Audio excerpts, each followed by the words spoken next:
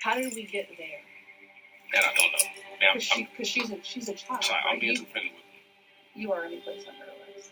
And this is going to be as a... It's going to be a sex offense involving the minor, because I don't want to see them get taken advantage of. It's January in Ocala, Florida, where one high school's assistant football coach is about to be taught a serious lesson.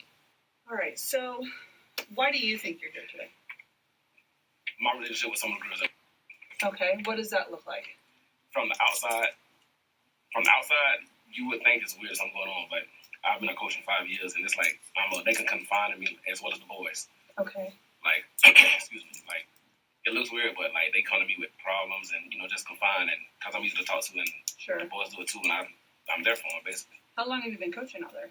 This will be my 5th year. 5th year? Okay, yes. So you've been out there for a long time. Seen a lot of kids coming and going. Yes. Okay. And do you do that full time or do you do something else? No, I work for the city of Ocala. I drive garbage trucks. Okay. How long have you been doing that? 5 years, 5 years. Okay. Detectives identify the man seen here as 43-year-old James Ford III, who was arrested after a school resource officer was alerted about an alleged sexual relationship between him and a 16-year-old student. Okay, so I know you said you believe you were here because of some inappropriate, possibly people think is inappropriate with the girls. Is there any girls in particular? Yes, well, am I allowed to say the name? Because I don't know. Yeah, absolutely. It's... Okay. Kennedy, okay. And then are these girls, how do you, I mean, because I know you said football, do you guys have like a football, like a girls, like a flag football? We have a girls' flag football team. Okay. One of the girls plays flag, she also plays tackle football. Okay, wow. Yeah, so it's like, it's just, I've been a father feel like I lost her father. Okay. And even her grandmother, I'm really close to her grandmother-in-law, she comes to me all the time to appreciate what me and some other coaches have done for her, been there, stuff, being that role. And like our previous head coach did ask, do we have to worry about that? And the other coach like, no, it's like she lost her dad. He's like a real father figure to her. And it's just like outside looking in, you would think, because it's weird, because that's not my child. I have a son that goes. Oh, okay. And even the kids, some of the kids say that's Coach Ford's other bonus daughter. So it's like that. And that's referring to. Okay. And how about? She's a football player. She comes to me with her problems, and she just made a fly from flag football. So like she calls me Unc. And all whether it's stuff and call me Unc, they'll call me Unc. Okay. And like when they have problems, they'll come to me. I try to still on the right path. And I talk to them and give it to them like they're all my kids. Right. So. Yeah, because it's tough out here. Yeah, so. And I don't want to sugarcoat nothing to be soft on them because I don't want to see them get taken advantage of. And right. So we do kind of talk, and so if some kids do hear us talking, it's kind of how I would talk to my own kids. Okay. And then how about? Same with Unc. That's same as that. Same. Okay. Just kind of that father figure. Well, no, her dad's in her life. I'm just okay. Like who she could come confide in.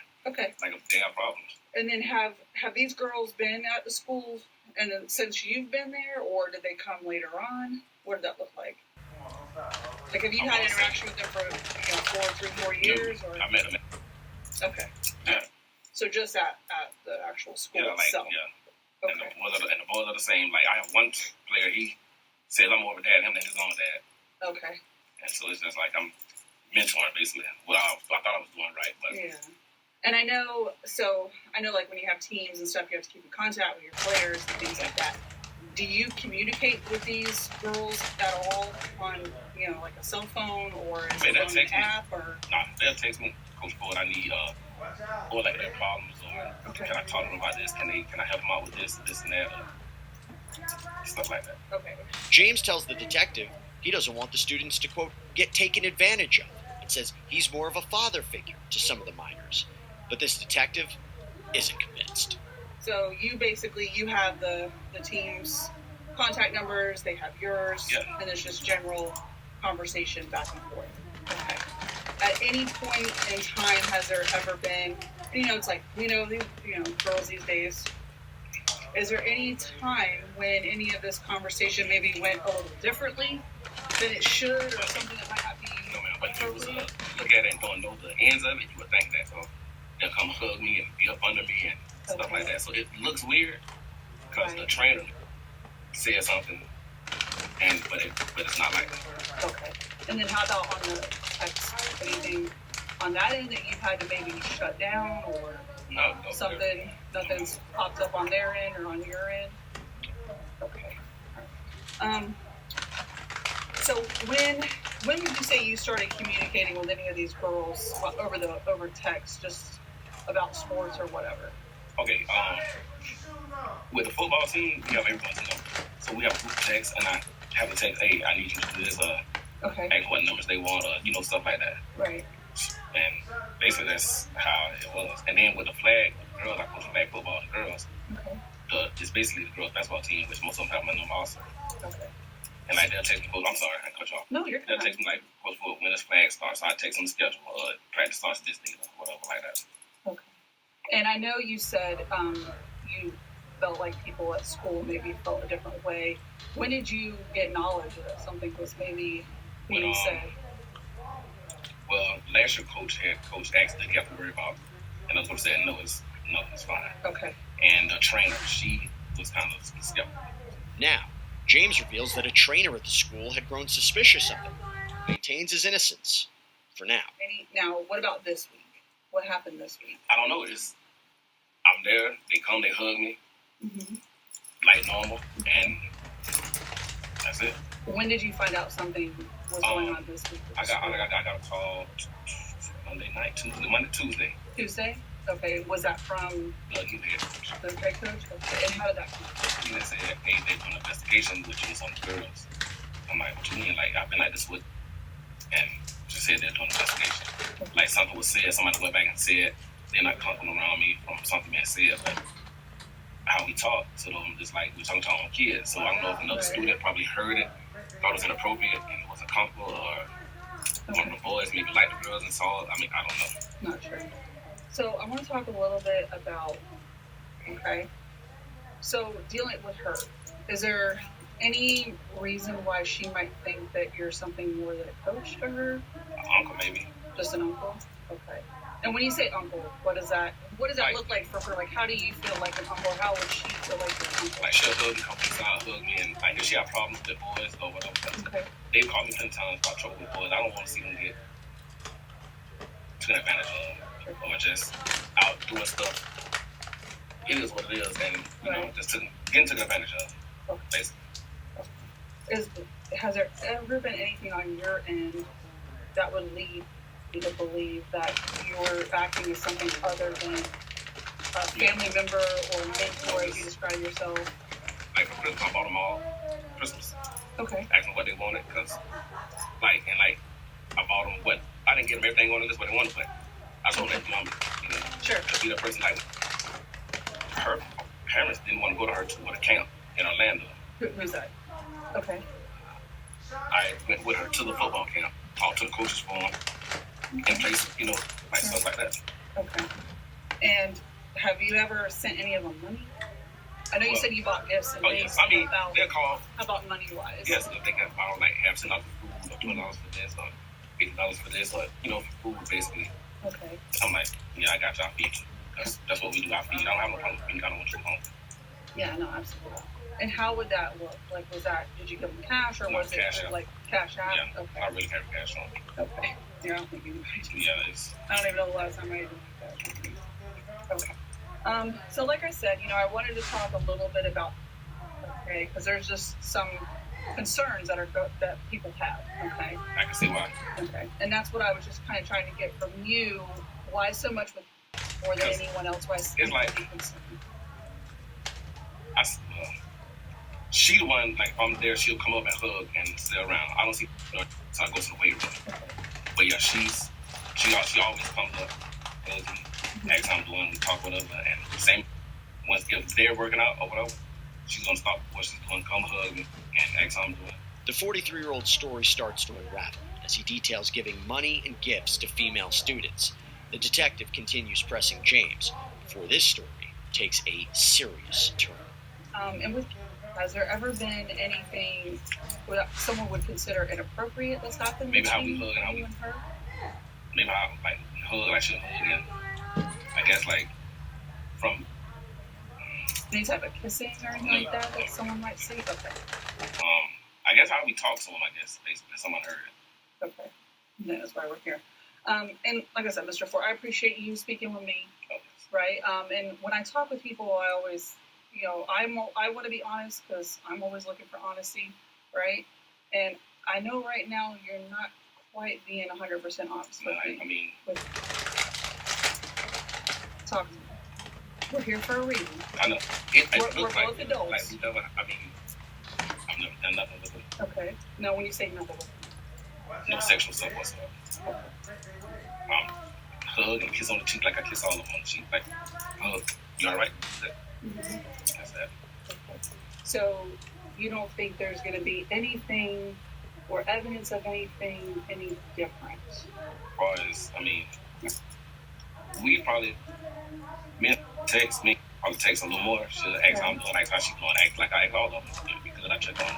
Okay. Do you ever let anyone else use your cell phone? Oh yeah, I let kids on my phone all the time. Okay. Yes. All right. And that's what I want to talk a little bit about. Yes, Okay. kids on my phone all the time. Yeah. Is your phone password protected? It is, but once I get there, I open it, and because Coach Will, I use your phone, I use my phone. Now, James admits to kissing students on the cheek and says he regularly lets students use his phone. Let's continue. So, like when you're in school, you say you unlock your phone and you'll hand it to the kids to use. Okay. Is there any reason why maybe they might pretend to be you? It's a few boys like, and like they mentioned, like, hey, she always run Coach Ford. A lot of all the girls always run Coach Ford. Yeah. Do any of these kids ever take your phone home at nighttime? No. Okay. So that would be like a school hour, typical day text. So there's text messages in here between you and Yeah, yes, ma'am. This time I'll take them text. Like, I'll text all the girls. we have to talk about it. Okay, that's fine. That's why we're here. Okay. I'm not trying to trip you up. None of that. Okay. No. And I think you know where we're at. Yeah. And I just want to know how did we get there? And I don't know. Man, Because she's a child. sorry, Right? I'm being too friendly with them. Yeah. I'm being too friendly. Like, I don't want to say it like I help with grandmother consent. I help them pay for her to get an abortion. Like, stuff I shouldn't be doing. Like, I'm just too nice. Yeah, that's sweet. That's what I'm saying. You'll put yourself in Yes. predicaments, and that's kind of Where I'm at. got yourself into a predicament. Yes, and I've never been in no trouble whatsoever with my careers with them. Because I have all of the text That's fine. messages between you and starting from February of last year. Okay. You and I both know what's in those. Oh, yeah. Police said an interview with the alleged victim uncovered more disturbing details, including that the pair had been texting for about a year. But that's not all. Oh, yeah. Yes. Stuff, yeah. Like, I've sent her songs and verses and, Okay. yeah. And what else? I've never seen no picture. Well, like my birthday stuff, and like I said, all the kids, stuff like that, but nothing explicit. Okay. Excuse me. Yeah. Take your time. If you need to take a drink, you can. Okay. What about the sexually explicit conversations? Open song verses, that I shouldn't have, yeah. They're not all song What song verses. is? But I know some songs. Okay. And they're not all song verses, Yes. are they? Not all of them. Okay. So talking about, wanting to taste her and But that was a song verse. I'm Trick Daddy. So, okay. and she replied with a no, like, yeah, I just started laughing. But yes, I shouldn't have said some stuff I'm saying, like, even at the school, I shouldn't be saying some stuff I be saying because I'm just so comfortable around it. Yeah. And just, And what about, because I think you've developed some feelings for her, is what it looks like it's like I said, from outside in in. the text. From Right? outside in. From looking at outside. Obey, you're going to take care of her, she's your baby girl. Oh, yeah, I call all on my baby girls. Like, I'm a baby girl, dad was a baby girl. It's just something I say. I wanted to talk to you about an incident that occurred outside the Walgreens. What are you talking about? What can you tell me? She told me where she was. I went out to make sure she was okay. Got a little birthday. You heard that right. James admits to meeting up with the student. He told police they had met in person at least twice before his arrest. And she was talking about our problems. And I said, you good, okay? And whatever, we talked a little bit. And she left. And when she got home, I said, are you good? You okay? Want to finish this tomorrow? She said, no. So, during that text message, can you take yourself back to that text message to where you eventually y'all met up. You ended up driving to the Waffle House after telling her to go to the Waffle House. No, she told. Well, I think Okay, so I think you were at the Wawa, and then she was somewhere else. So y'all probably like just left school or something. You got a game. Maybe? No, it was a birthday dinner. A birthday dinner. Okay. So, where was she at the Waffle House? Like, she was parked. Once y'all met. Oh, she was parked by the sign. Okay. Did she stay in her car or something? No, we got out and talked. Did she get into your car? Well, no, she opened the door and then, like, opened the door and sat in like this, got out, came around, talked, gave her a hug, and... Okay. Mr. I'm not I'm being honest. I mean, we didn't do anything. Did she offer to do something to you? She didn't. Not until that, saying it, but she didn't just come out and say whatever, but you can tell, like, you know how to be between the lines. Yeah. Yeah. So, at that time in that incident, okay, did she perform oral sex on you? She tried. She almost did. She almost did? What does that look like? Walk me through. She said, okay, let's start it, and no. Okay. So, when no, like, did the act begin, and then it was... It started to begin, but then I had to, I'm like, you're a child. You stopped it. Yes. And is that, would you say that's the only sexual conduct that yes. you had with her? Yes. Okay. And then, I know we talked a little bit before about was there some kissing and stuff, maybe one time like in the locker room, something happened? We're never alone with those girls in the locker room. Okay. There's always a coach there with, there's always somebody there. The student also allegedly told investigators the two had kissed in that same locker room. James says staff is never alone with the girls. Next, the 43-year-old has some questions for the detective.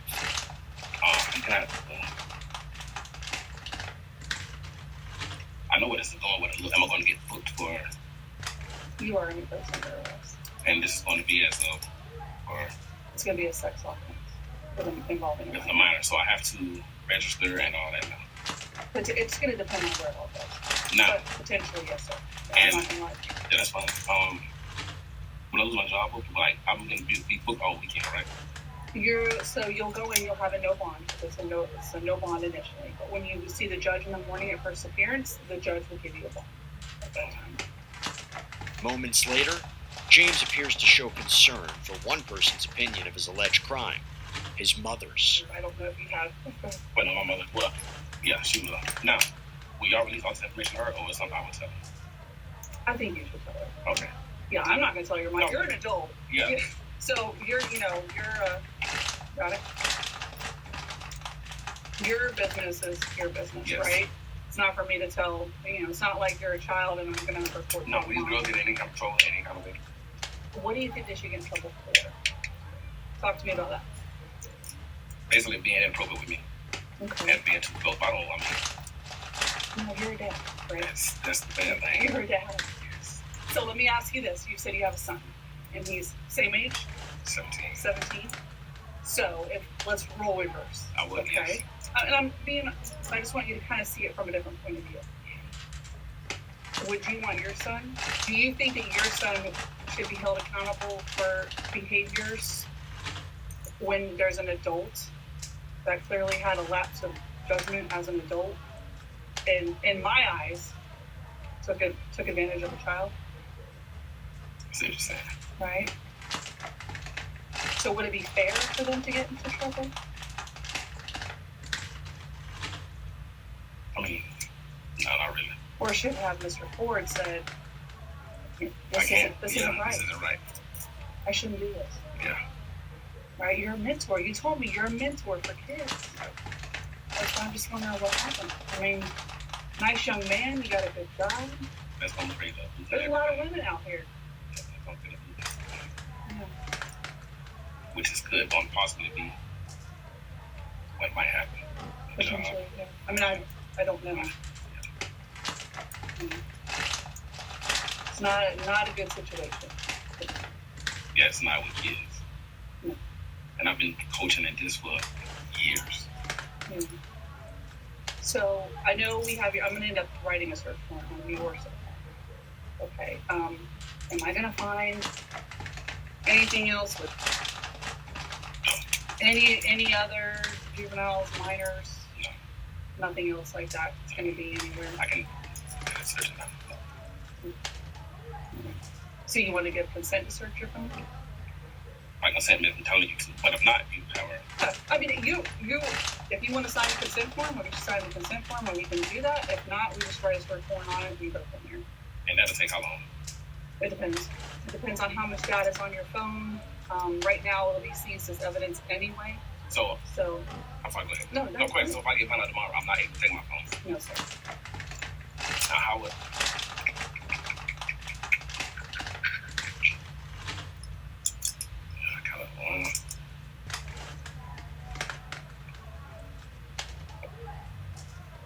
I see what you're saying. Yeah, and we'll do this. I'll just write a search warrant on it. That way it's easier. It's, we'll get it knocked out that way. Because it will be held pending the case because it's evidentiary, so we can't get rid of it. Because, like I said, those text messages obviously were coming from your cell phone. Yeah, from you to her. So that's just part of the case. That's kind of where we're at right now. Okay? Okay. You need anything right now? Okay, no question. I'm able to call my mother or if I get a call? Yeah, you can call your mom. And if you want, I'll bring my phone in, put it on speakerphone. You can call mom here. It's up to you. Or you can call her at the jail. I mean, am I able to call at both places? Yeah, I'll let you call. Think about it. Yeah, well, I want to call. But I want to call again. Sure. Over the phone. I want to call. I want to talk to my mom too. So. Yes. I would love to call. Okay. All right, I'll be right back.